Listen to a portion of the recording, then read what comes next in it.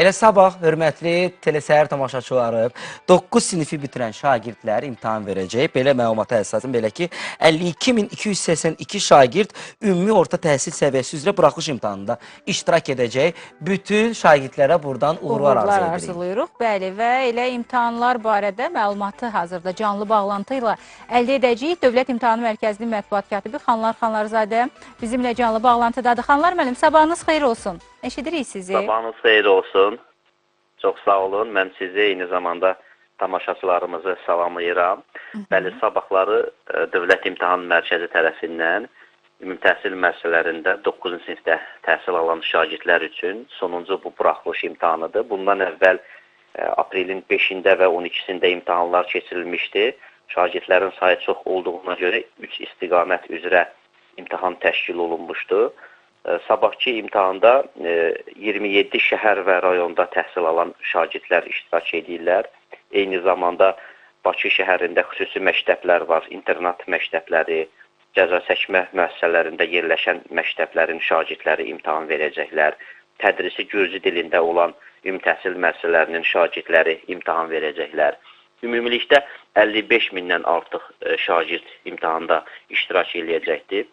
79 sağlamlıq imkanları məhdud şagird üçün də şərait yaradılıbdır. Onların içərisində gözdən əlil abituriyentlər, şagirdlər var, serebral iflic və yaxud da ki, eşitmə əngəlli şagirdlər üçün ayrıca xüsusi biz şərait yaratmışıq. Bir otaqda onlar imtahan verirlər. İndi hərənin öz belə deyək də məhdudiyyətinə görə bu imkanlar nəzərə alınır.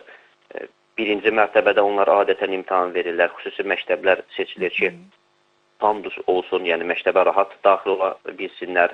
Xüsusi nəzarətçilər ayrılır onlar üçün ki, o tapşırıqları oxusunlar və yaxud da ki, indi həmin o şəxslərin ehtiyacına uyğun olan digər işləri həyata keçirsinlər. Hətta eşitmə əngəlli şagirdlər üçün biz o tapşırıqlarda da müəyyən dəyişikliklər edirik. Bilirsiniz də, burada dinləmə mətni var, amma o dinləmə mətni digər növ tapşırıqlarla əvəz olunur. İmtahan saat 11-də başlayır, amma 10:45-də buraxılış rejimi başa çatır. Bizim ən ciddi istəyimiz ondan ibarətdir ki, şagirdlər vaxtında imtahan binasına yaxınlaşsınlar. Əslində, hər kəsin imtahana buraxılış vərəqəsində göstərilir ki, saat neçədə imtahan binasına gəlmək lazımdır. İmtahan qaydalarına riayət etsinlər, yəni. Əlbəttə, bir mənalı şəkildə. Onlar mobil telefon gətirməməlidirlər, ağıllı saat gətirməməlidirlər. Sadəcə şəxsiyyəti təsdiq edən sənədin əslidir, özü. Bir də imtahana buraxılış vərəqəsi. Bəzən olur ki, şəxsiyyəti təsdiq edən sənəddə şəkil olmur, o köhnə nəsil şəxsiyyət vəsiqələrində.